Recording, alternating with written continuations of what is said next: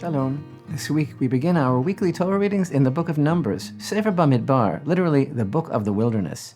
It was at Mount Sinai, in the middle of that wilderness, that God gave the Torah to the children of Israel, the day we're going to be celebrating this coming week as the Festival of Shavuot. In preparation for this event, the first parasha of our book of Numbers, the Torah portion of Bamidbar, is generally read each year on this Shabbat, the Sabbath before Shavuot. So we have quite literally been counting the days leading up to the event of the giving of the Torah, Ma'amad Har Sinai, counting the days of the Omer. We've been counting with anticipation, with joy and excitement, because we understand that the concept of the giving of the Torah is not just a historical memory of something that happened in the past, but that every year we have the capacity, we have the opportunity to receive Torah anew, to connect with it more deeply, and to illuminate our souls with its light in a new and profound way. After completing our readings in the book of Vayikra, which was the manual for the divine service in the temple and the general guide to holiness for Israel, the book of Numbers now returns us to the present reality. Israel is preparing to soon enter the land that God swore to their forefathers. This week, as our first portion of Parashat Bamidbar opens, the nation of Israel is trekking through the wilderness, camped surrounding the tabernacle, home to the Shekhinah, the divine presence. And there in the desert, God instructs Moshe to take a census of each of the families of the children of Israel. Indeed, our entire portion focuses on the numbers of the children of Israel, with an emphasis on the family unit, the family lineages, how the tribes are to be arranged in their desert encampments around the tabernacle throughout their travels on their way into the land, and the duties and responsibilities of the Levitical families with regards to the parts of the tabernacle. Chapter 2 of our Parsha begins with Hashem's instructions for the arrangement of the encampment of the children of Israel.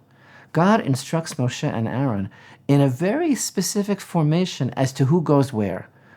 The Levitical families of Kehat, Gershon, and Merari surrounded the tabernacle, with Yehudah, Issachar, and Zevulun on the east side, Reuven, Shimon, and Gad on the south side, Ephraim, Menashe, and Binyamin on the west side, and Dan, Naphtali, and Asher on the north side. So the children of Israel were instructed by divine decree to maintain this pattern throughout their desert travels on their way into the land, and each tribe camps under its own flag. So the entire camp of Israel surrounds the tabernacle, constantly reminding them, focusing their attention on their purpose in this world, with the Ark of the Covenant at its inner heart, the innermost point of light and truth, place of the Shekhinah, the divine presence, which sustains and empowers them along their journey. So open up your heart. An amazing tradition related by our sages in Midrash Tanchuma informs us that this pattern of the Israelites' desert encampment had been foreseen, had been known much earlier. It was actually established long ago by Yaakov Avinu, the patriarch Jacob, and now affirmed by God. When Jacob's sons gathered around his deathbed at the time of his passing, this was the pattern in which Jacob commanded his sons to take up his coffin when he would be departing this world. The children of Israel surrounded the tabernacle in the same pattern, in the same manner that Yaakov commanded his sons. Reuven, Shimon, and Gad, he told them, take up my coffin from the south. Dan, Asher, Naphtali from the north. Binyamin, Ephraim, and Menashe from the west. Yosef and Levi were exempted, Yaakov explained to his sons, because Yosef is destined to be a king, and is not becoming for a king to carry a coffin. And as for Levi, he will carry the ark of the living God, so neither should he occupy himself with death. So when Jacob passed away, his sons fulfilled his command, as verse 12 in chapter 50 of the book of Genesis testifies, and his sons did for him exactly as he instructed them. And this midrashic teaching concludes enigmatically. He said to them, do as I command you, and in this merit the Holy One, blessed be he, will rest flags on you. Yaakov's blessing for them came true. As we learn here in our portion of Bamidbar in the beginning of chapter 2, Hashem spoke to Moshe and Aaron, saying, the children of Israel shall encamp, each man by his flag, according to the insignia of their father's household. So these flags were commanded by none other than God himself.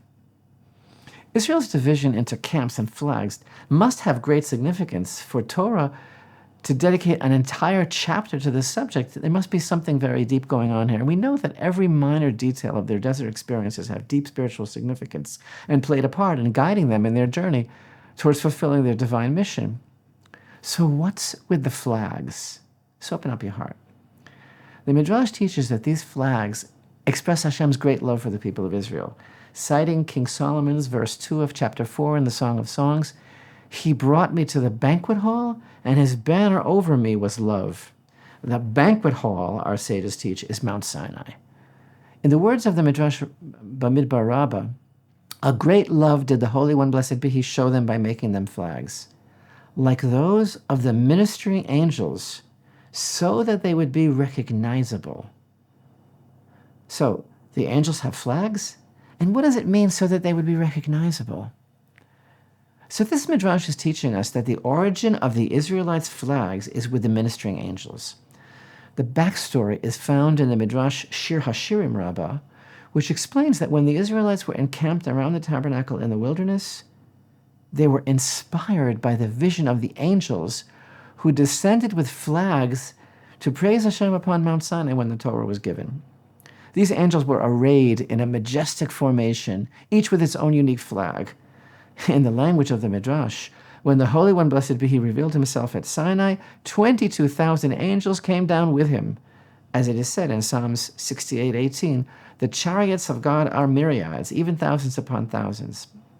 These angels were all arrayed under banners, flags, and when Israel saw them, they began to long for flags and said, "Oh, that we too could be arrayed under flags like them."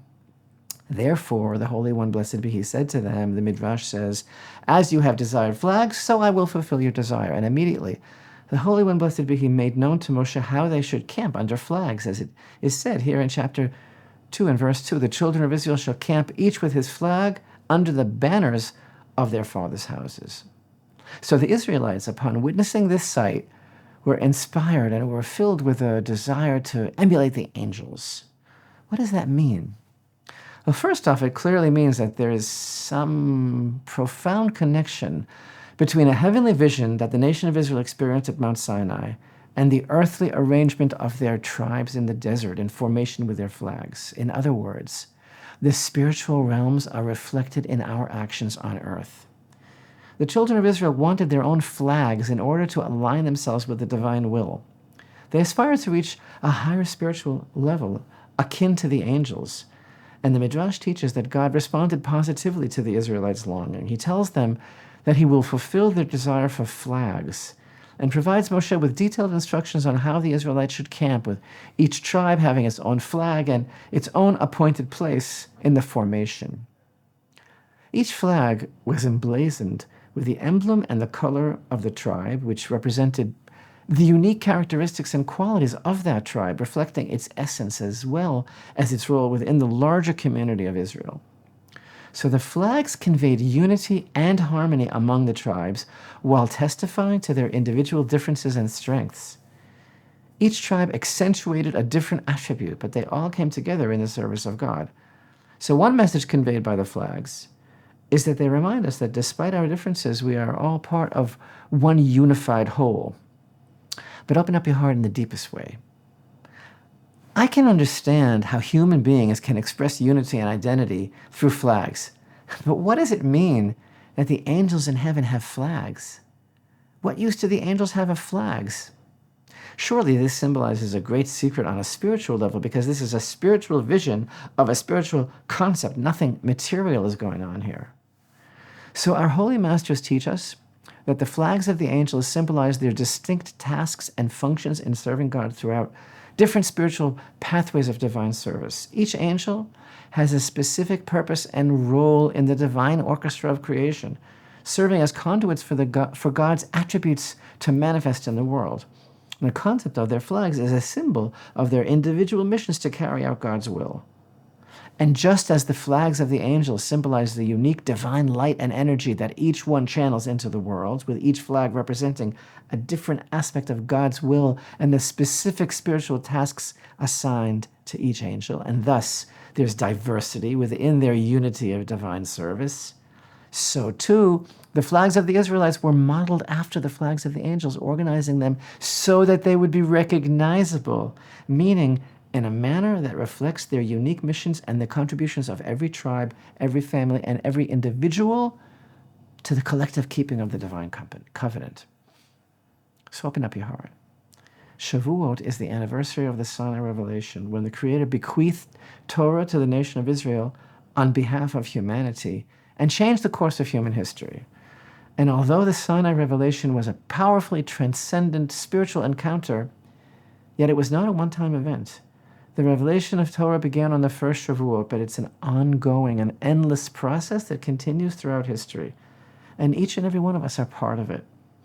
Understand the years of generation after generation. Moshe exhorts us in Deuteronomy 32. In every generation, a new level of the Holy Torah is revealed, a level that you and I are part of. And our challenge is to receive it, to make it ours on the deepest level, through preparation and desire and commitment. These intense weeks of the counting of the Omer have taught us that we have the ability to focus on our individual strengths to serve God through every aspect of our lives. May we merit to truly receive Torah on the deepest level. May this Festival of Shavuot bring each and every one of us a new revelation of Torah. May it be a time of joyous renewal for all. Chag Sameach.